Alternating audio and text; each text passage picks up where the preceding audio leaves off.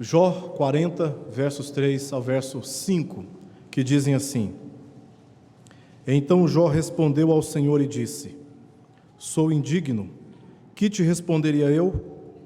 Ponho a mão na minha boca. Uma vez falei e não replicarei. Aliás, 2 vezes, porém não prosseguirei. Oremos. Senhor, pedimos que fale aos nossos corações através da Tua santa palavra nesta hora. Por nós mesmos não podemos compreendê-la adequadamente, por isso que também pedimos a assistência do Teu Espírito, dando-nos iluminação, compreensão a respeito daquilo que o Senhor tem a nos falar nesta ocasião. É assim que nós oramos, confiados no Senhor, em nome de Jesus. Amém.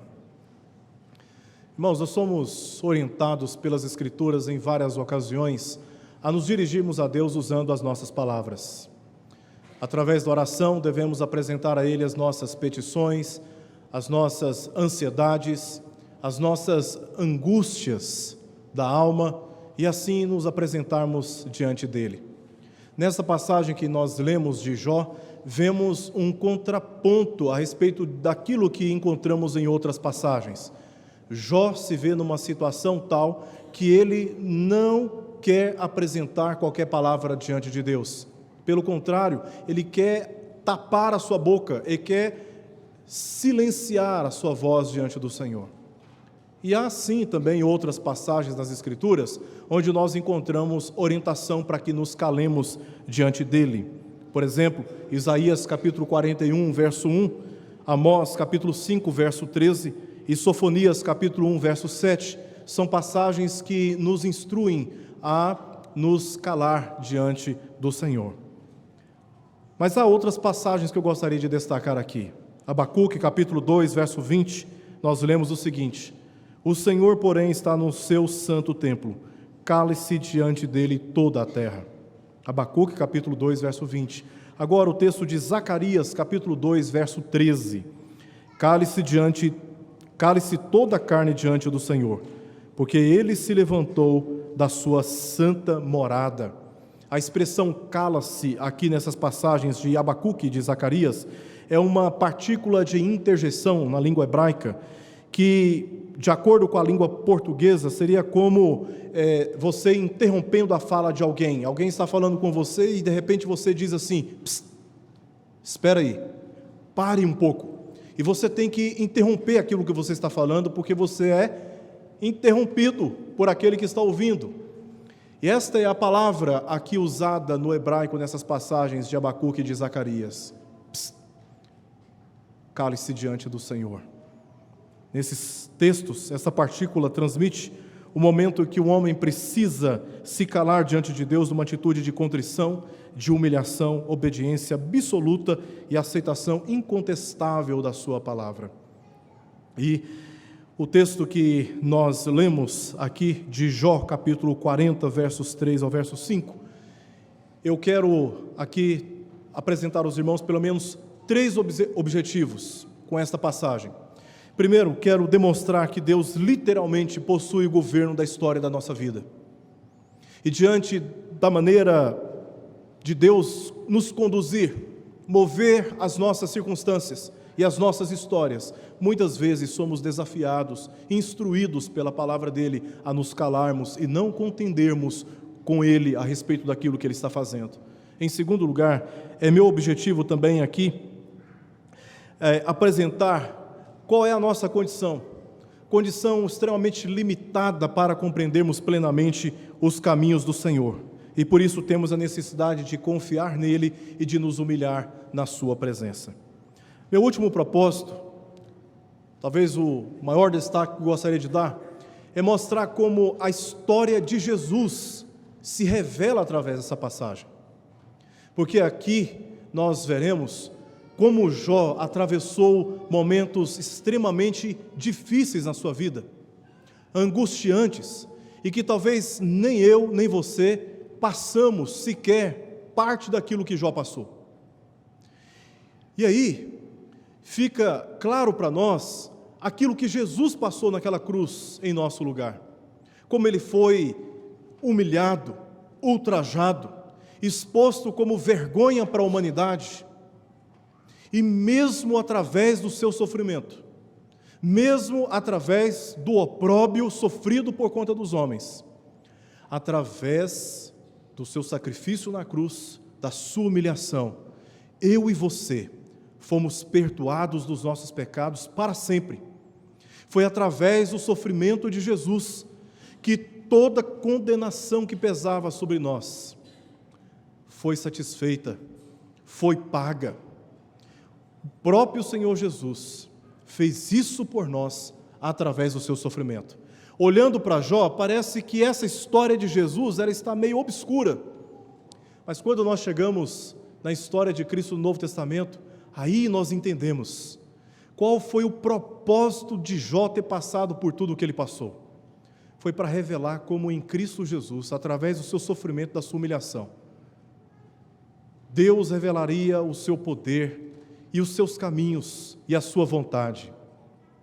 E por isso, agora, olhando para Jesus Cristo, temos todas as condições necessárias para glorificarmos a Deus. Então é isso que nós vamos ver nesta ocasião, observando a história de Jó. Para nós entendermos o que essa passagem tem a nos dizer, é preciso considerarmos aqui qual é o seu contexto. Então vamos voltar um pouco as páginas da nossa Bíblia, lá para o capítulo 1 do livro de Jó.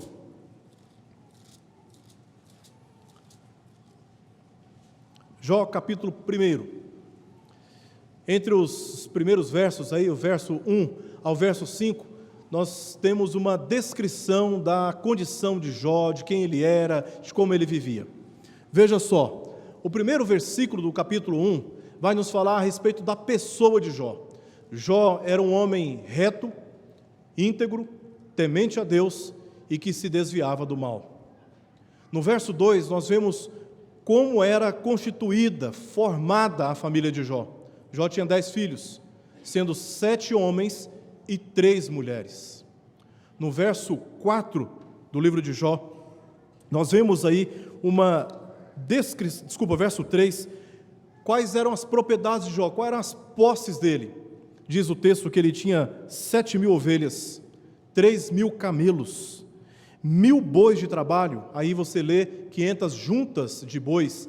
Isso significa que eram duplas de bois preparadas para o trabalho. Não eram bois comuns, eram bois que no mercado valiam muito, porque eles eram apropriados para o trabalho forçado, o trabalho duro.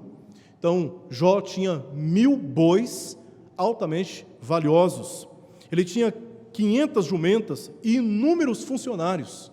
E diz o final do verso 3 que Jó era considerado o maior do Oriente. Esta é uma referência comercial de Jó.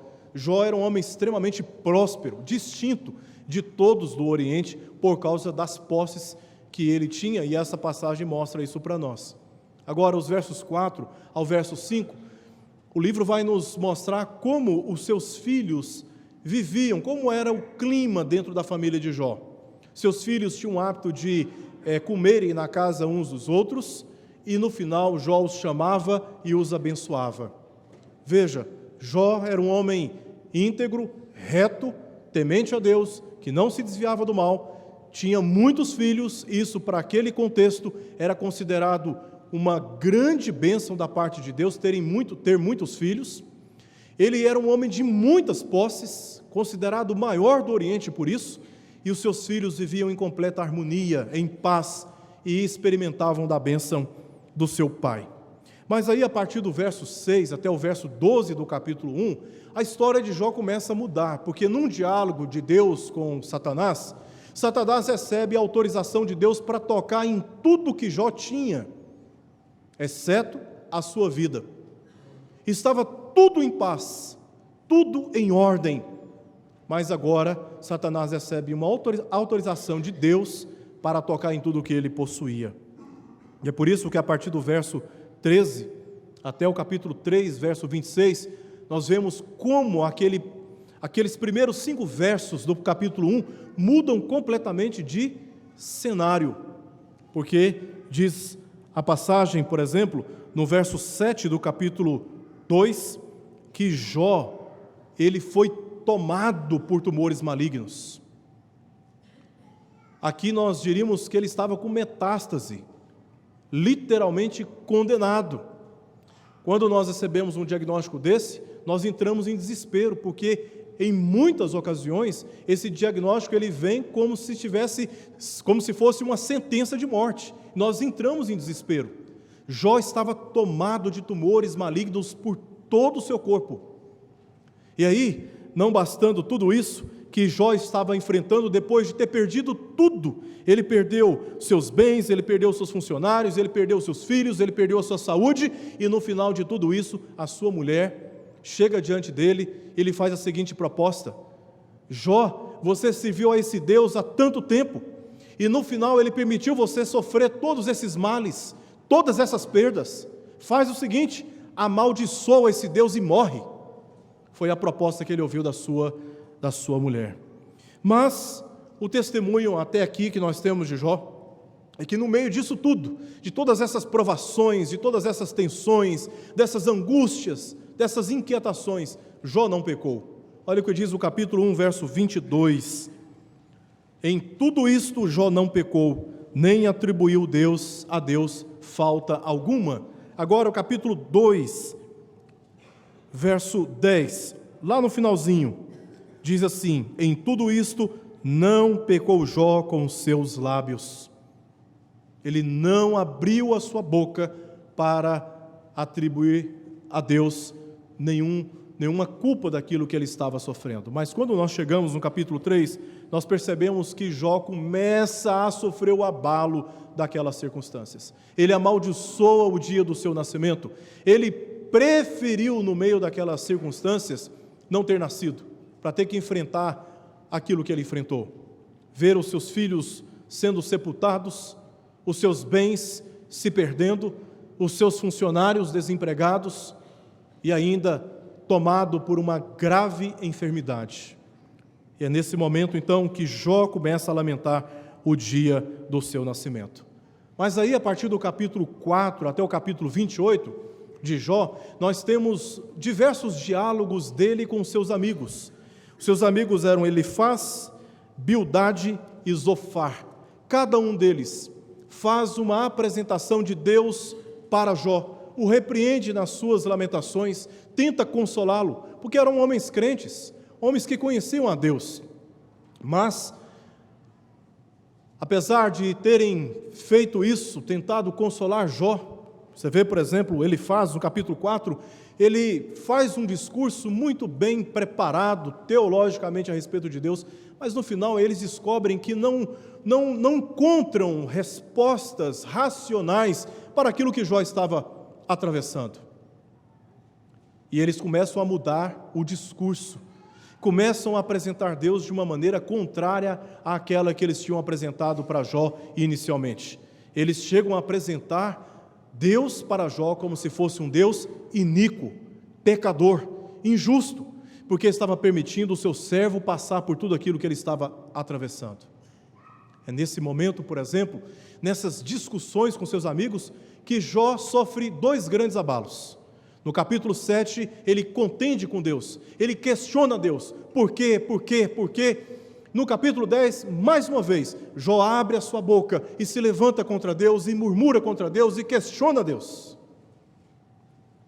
Mas aí, quando nós chegamos no capítulo 29 de Jó, depois de todas aquelas discussões com seus amigos, Jó tenta recuperar as boas memórias, período que ele foi feliz, como se estivesse dizendo: eu já fui feliz, mas agora eu sou um entre os mais infelizes de todos os homens. E aí então, no capítulo 30 de Jó, ele lamenta a miséria em que caiu. Ele chora amargamente, lamenta, murmura. E no capítulo 31 de Jó, aqui nós vemos praticamente o fundo do poço. É quando ele, se por um lado vai até as profundezas da sua alma, questionando Deus, lamentando por tudo que estava atravessando, tentando recuperar memórias de tempos passados em que ele era feliz. Agora, no capítulo 1, Jó está arrogante, Jó está bravo, irado contra Deus. E nessa ira toda. Olha o que diz o capítulo 32 ao capítulo 37 de Jó.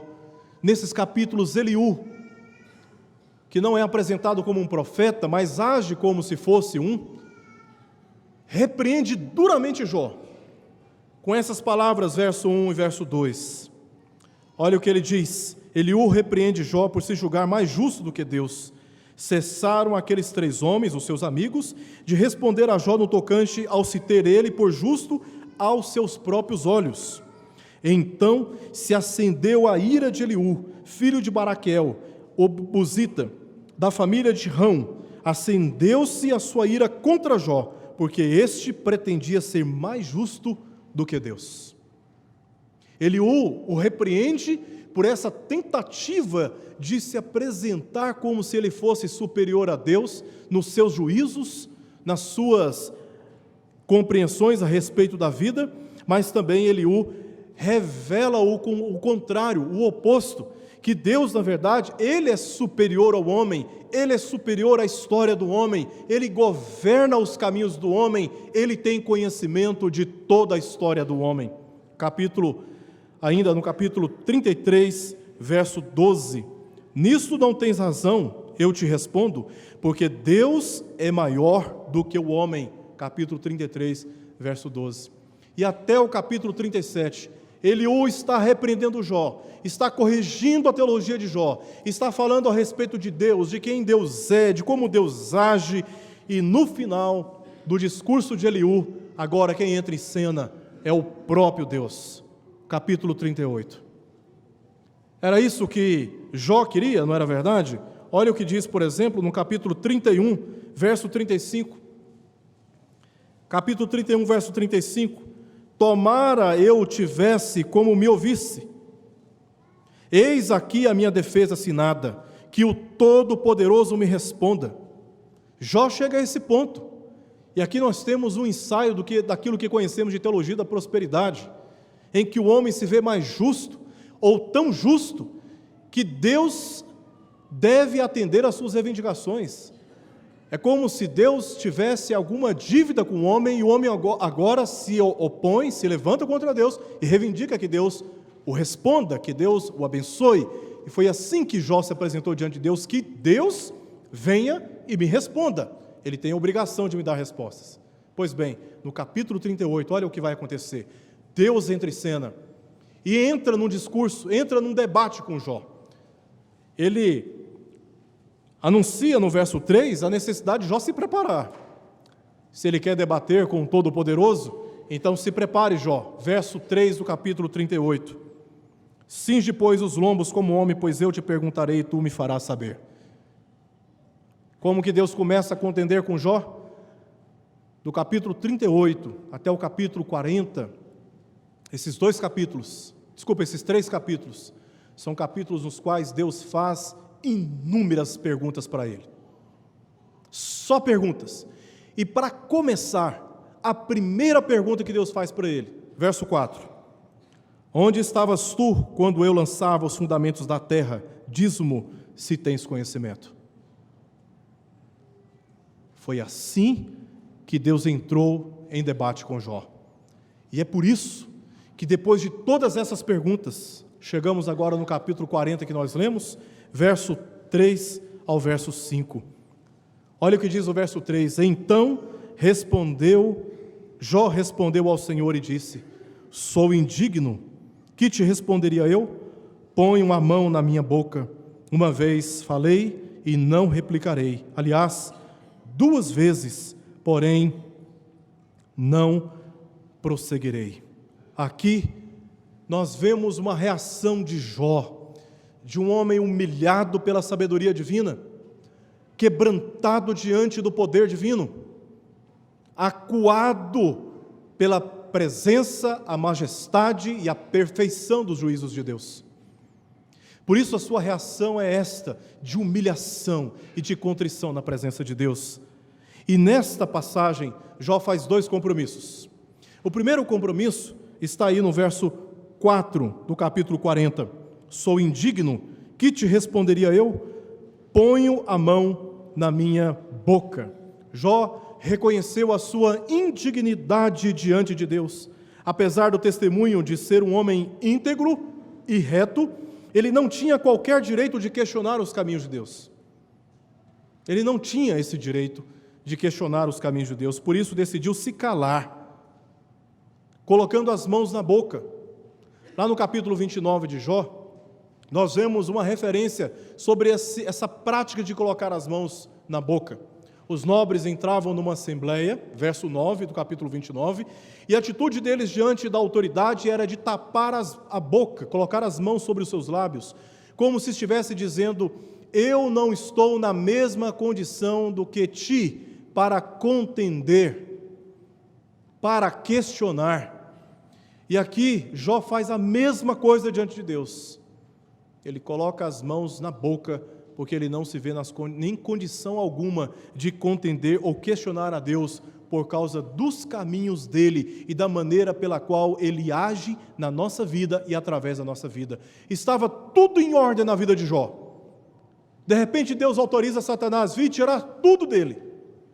Jó questiona Deus, mas ele questiona Deus no momento da sua história onde ele não tinha a revelação do último capítulo. É como se você estivesse tentando interpretar um filme sem que ele tivesse acabado. Você precisa primeiro chegar no final para entender aquilo que estava passando entre o começo e o meio. E Jó, no meio, quer questionar a Deus, os caminhos de Deus, quando Deus estava agindo soberanamente e de maneira sábia na sua história. Então ele acata humildemente ao reconhecer a soberania do conhecimento de Deus e resolve se humilhar na presença dele. Ele não compreendia o que estava acontecendo na sua vida naquele momento, mas no final ele compreende. Olha o que ele diz no final da história, no capítulo 42, dos versos 1 ao verso 6. Olha o que ele vai falar. No final, Jó entendeu o que estava acontecendo, mas ali ele não estava entendendo o que estava acontecendo. Mas tudo estava de acordo com os planos divinos. Tudo estava de acordo com aquilo que Deus queria fazer através da vida dele. Capítulo 42, versos 1 ao verso 6, dizem assim: Então respondeu Jó ao Senhor: Bem sei que tudo podes, e nenhum dos teus planos pode ser frustrado. Quem é aquele que disseste que sem conhecimento encobre o conselho? Na verdade, falei do que não entendia, coisas maravilhosas demais para mim, coisas que eu não conhecia. Escuta-me, pois, havias dito, e eu falarei, e te perguntarei, e tu me ensinarás. Eu te conhecia só de ouvir, mas agora os meus olhos te veem, por isso me abomino e me arrependo no pó e na cinza. Agora caiu a ficha, agora Jó entendeu por que ele passou por tudo aquilo. Deus estava por caminhos que nós não entendemos de fato, mas Deus estava se revelando a Jó. E mais, lá na frente, através da morte de Jesus Cristo, Deus haveria de revelar na história da humanidade a maior prova de amor pelos eleitos.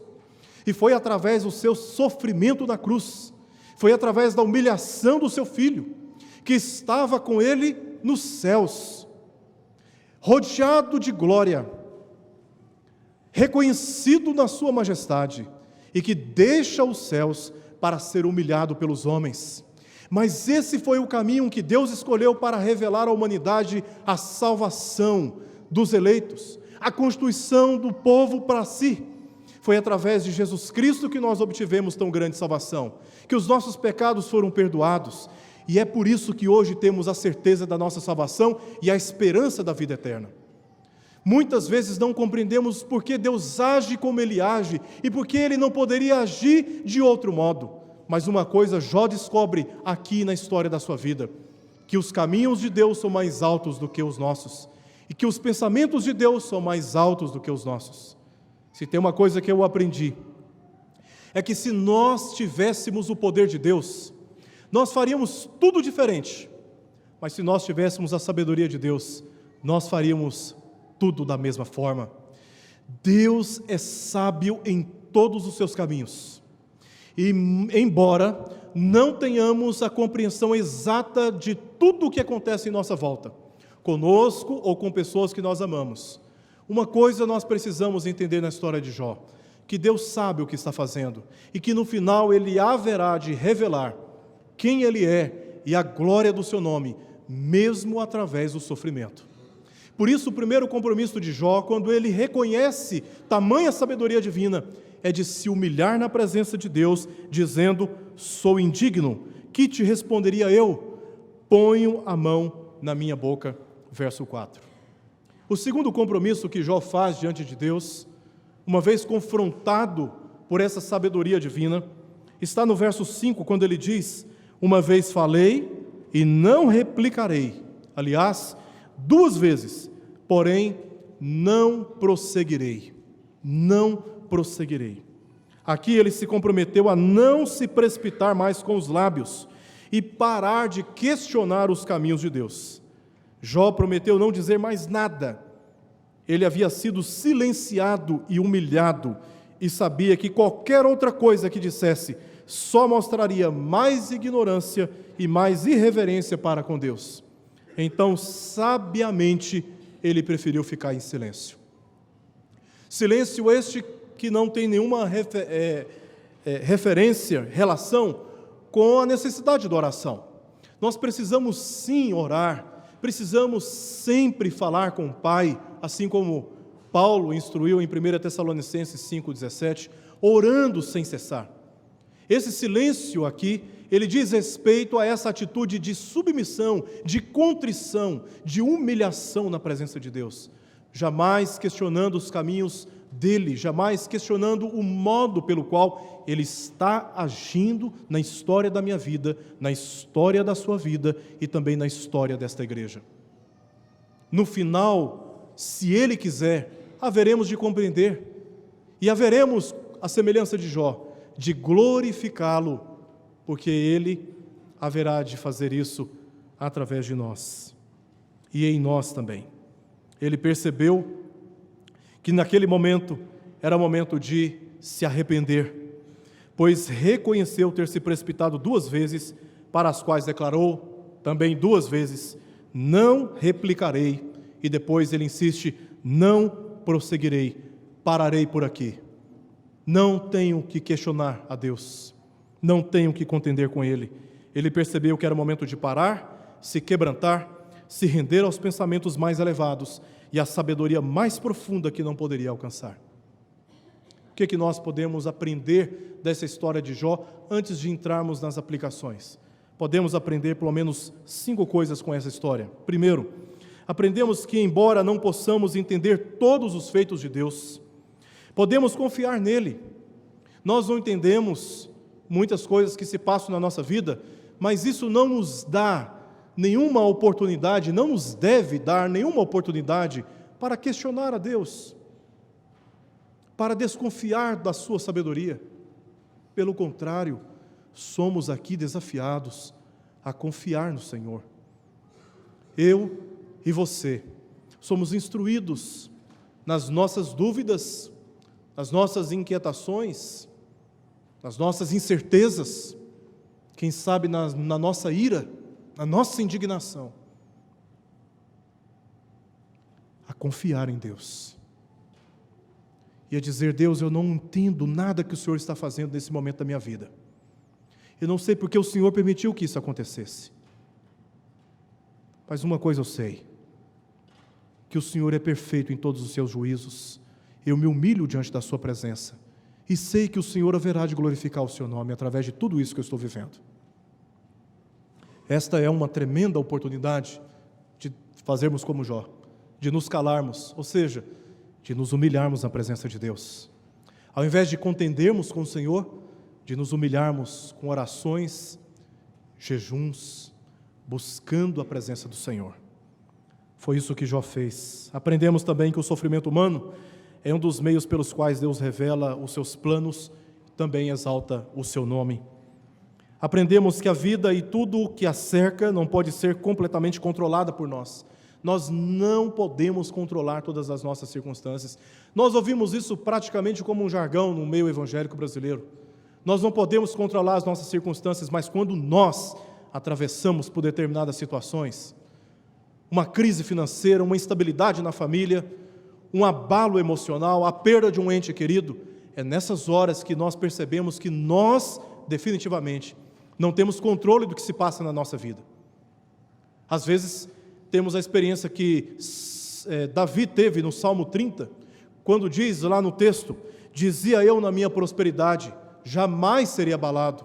Quantas e quantas vezes tentamos nos amparar, escorados nos nossos títulos acadêmicos, na nossa estabilidade financeira, no nosso emprego, na paz da nossa família, para tentar afirmar como será o dia da manhã. Irmãos, nós não sabemos o dia da manhã. Nós estamos aqui reunidos, sairemos daqui, talvez alguns vão para alguns lugares comer, outros vão direto para casa.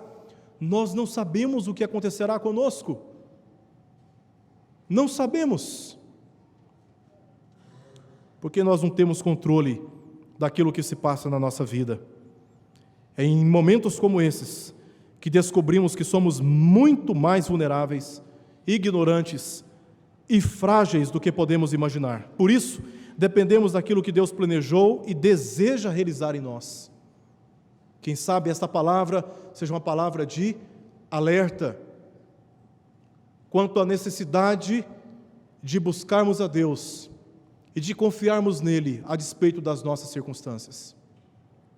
Como disse Salomão, lá em 1 Crônicas: Senhor, não me dê a riqueza para que eu não me esqueça de Ti, e não me deixe passar necessidade para que eu não venha profanar o Seu nome. Dá-me aquilo que é suficiente. Se temos muito, temos que tomar cuidado. Se temos pouco, temos que tomar cuidado, porque a nossa satisfação está no Deus que assiste a nossa vida. Também aprendemos que Satanás existe. Embora isso não é muito falado na tradição presbiteriana, Satanás existe. E ele age de maneira organizada contra os eleitos de Deus, contra a igreja do Senhor Jesus. E precisamos ficar atentos àquilo que Satanás está fazendo contra nós. Mas é importante também dizer que a ação de Satanás, ela não é completamente livre. Satanás está amarrado. Sua ação, ela é limitada. E tudo o que ele faz é com a permissão de Deus. Então nós não temos que temê-lo, porque aquele que governa, inclusive os nossos inimigos, é aquele que planejou a nossa salvação, é aquele que em Cristo Jesus nos garante a libertação, a solução, a paz e, acima de tudo isso, a salvação. E é nesse sentido que eu completo a quinta consideração a respeito daquilo que podemos aprender nessa passagem: a pessoa do Senhor Jesus. Aprendemos, sim, que o Senhor Jesus, através dos seus sofrimentos, Ele passou a entender muito mais, como diz o autor de Hebreus, o que é o sofrimento humano, porque Ele sofreu todas as tentações, foi humilhado como escravo, diz o apóstolo Paulo em Filipenses capítulo 2, humilhado pelos homens na cruz. E foi exatamente através do sofrimento de Jesus Cristo que Deus revelou a sua glória e manifestou a sua salvação. Então, trazendo como aplicação para nós tudo isso, eu quero fazer algumas considerações finais. Primeiro, quando nós devemos nos calar diante de Deus? Quando nós reconhecemos a nossa ignorância diante dos pensamentos de Deus. Deus sabe de coisas que nós não podemos compreender agora, e não nos foi revelado. Nós somos, nesse sentido, ignorantes, nós não temos o conhecimento de Deus. Se tivéssemos o conhecimento de Deus, se entendêssemos todos os seus caminhos, não seríamos homens, seríamos deuses. Mas como homens somos limitados. Como homens não temos compreensão de tudo o que se passa na mente de Deus. E é por isso que somos desesperadamente dependentes dEle. É por isso que desesperadamente precisamos recorrer a Ele e dizer: Senhor, segure as minhas mãos e me ajude e me sustente, porque o Senhor é tudo de mais precioso que eu tenho. Quando necessitamos nos calar diante de Deus, quando também reconhecemos que somos incomparavelmente inferiores, sem direito algum para exigir qualquer bem ou satisfação dele. Jó, por um momento, achou que era mais justo do que Deus. Eliú teve que dizer: você está enganado, Deus é maior do que todos os homens. Nós somos muito pequenos, irmãos. Quem somos nós para dizermos a Deus em oração: eu exijo que o Senhor me abençoe? Se o Senhor quiser, Ele vai nos abençoar. Se o Senhor não quiser, Ele não vai nos abençoar. E ainda assim, devemos honra ao seu nome, devemos glória ao seu nome, porque Ele é o Senhor Todo-Poderoso, Criador dos céus e da terra, e é nele que reside toda a sabedoria, é nele que reside todo o poder, e Ele soberanamente governa a nossa vida. Quando devemos nos calar diante de Deus? Quando reconhecemos que tudo o que Ele faz é parte de um plano maior do que conseguimos compreender. Jó entrou naquela confusão, naquela crise que eu e você não poucas vezes entramos no decorrer da história da nossa vida, porque insistentemente estamos tentando decifrar a mente de Deus, compreender os caminhos de Deus, olhando apenas para uma peça de um quebra-cabeça.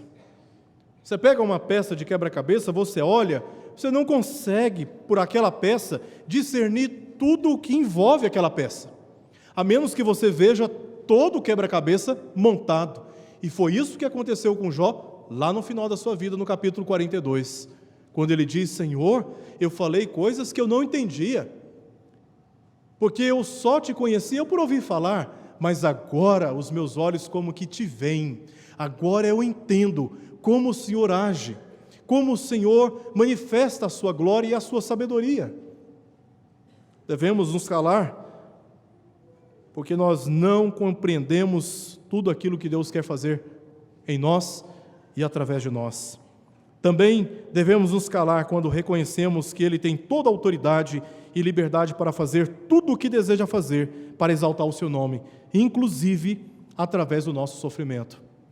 E você percebe que Jó, sendo reto, íntegro, temente a Deus e que se desviava do mal, ainda assim diversos males o alcançaram.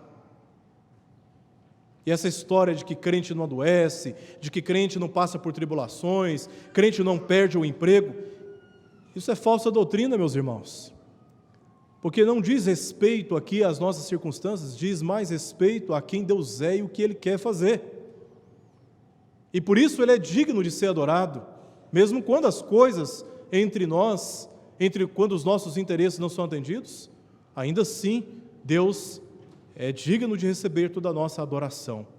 Jó não entendia, mas agora ele entendeu isso, que não tem nada a ver com o nosso bem ou mal-estar, mas de quem Deus é, e é por isso que ele o adorou no final. Também devemos nos calar quando reconhecemos o nosso pecado e carecemos de perdão. Quem sabe esta é a sua necessidade nesta hora, de pedir a Deus que perdoe a sua vida por todos os pecados que você cometeu e que nesse momento você se humilha diante dele em oração, dizendo: Senhor, aqui está a minha vida, que o Senhor manifeste sobre mim a sua bênção, me dê o perdão, porque eu careço disso, Senhor, eu careço disso. Eu quero te convidar a baixar sua cabeça por um instante e nós vamos orar nesse espírito de quebrantamento, dependência e humilhação diante do Senhor, porque nós não sabemos o dia da manhã e dependemos completamente dele. Oremos. Pai, é assim que nós nos apresentamos diante de Ti, humilhados, quebrantados, nos sentindo impotentes, vulneráveis, indignos, sem qualquer direito. Apenas, ó Deus, ouça a nossa oração pelos méritos do Teu Filho Jesus Cristo, e segundo as Tuas ricas misericórdias, atenda o nosso clamor. Nos sustenta, ó Deus, nos livre do mal, coloque paz aos nossos corações. Se há porventura alguém no nosso meio desesperado por alguma situação em particular, específica, que o Senhor o alcance com as suas misericórdias nessa hora, conforte o seu coração, dê a ele, ó Deus, a certeza de que todas as coisas continuam debaixo do seu poder e que o Senhor pode reverter tudo para manifestar a sua glória.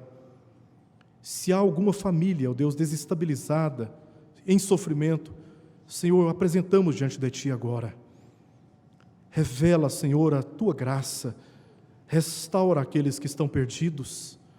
Se há alguém no nosso meio, Senhor, que ainda não tem uma relação pessoal contigo, manifesta a sua salvação, Senhor. Se há alguém entre nós, ó Pai, que está vivendo dias de fracasso espiritual, de desespero, de desânimo completo, renova-lhe as forças para que possam com vigor Te buscar, Te adorar, Te servir. Oramos, ó Deus, por aqueles que estão enfermos, abatidos fisicamente em leitos de hospital nesta hora, que o Senhor os alcance com a sua misericórdia, Senhor. E acima de tudo, coloque nos nossos corações a certeza de que o Senhor está ao nosso lado e nos console por isso, em meio às nossas tribulações e incertezas da vida. Guarda-nos, livra-nos do mal, dá-nos discernimento em meio às tentações, poder para dizer não ao pecado e nos voltarmos para Ti.